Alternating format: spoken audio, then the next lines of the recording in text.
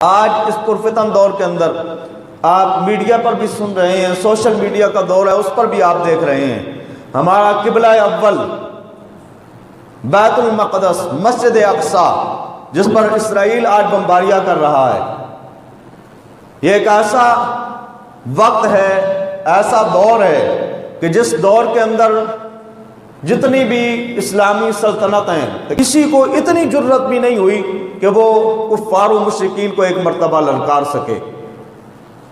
किसी के अंदर इतनी ताकत भी नहीं हुई कि हमारा वो किबला अव्वल है। तादाद होने के बावजूद कोई एक मुस्लिम कंट्री भी इस तरफ उसने अपनी आवाज को बुलंद नहीं किया कि हमारा ये किबला अव्वल है, इसके ऊपर जुल्म क्यों ढाया जा रहा है। अगर यही मामला मुसलमानों के किसी मुल्क के रहने वाले किसी बाशिंदे की तरफ से होता तो आज उस मुल्क के ऊपर दहशतगर्द का लेबल लगा होता। इसराइल को क्या कोई ये लेबल देने के लिए तैयार नहीं है।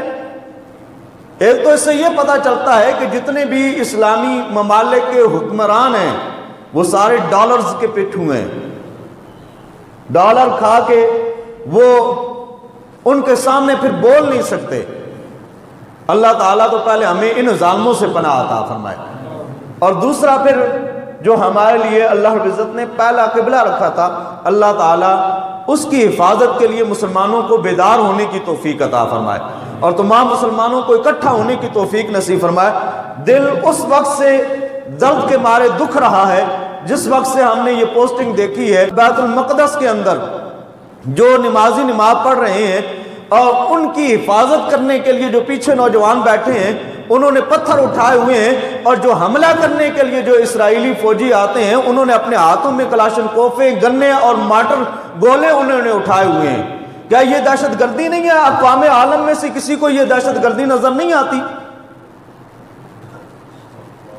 लेकिन मुसलमानों के हुक्मरानों में से किसी हुक्मरान के लब पर अभी तक ये जुमला नहीं आया कि हाँ, अगर दोबारा किसी ने बैतुल मक़दस की तरफ मैली निगाह से देखा तो हम उसकी तहस नहस करके रख देंगे। अगर एक मुल्क भी इस तरीके से अगर अपनी जुबान से एक जुमला निकाल देता ना तो आज वहां उन मुसलमानों की ऐसी हालत ना होती और ना ही हमारा किबला अव्वल इस हालत में होता।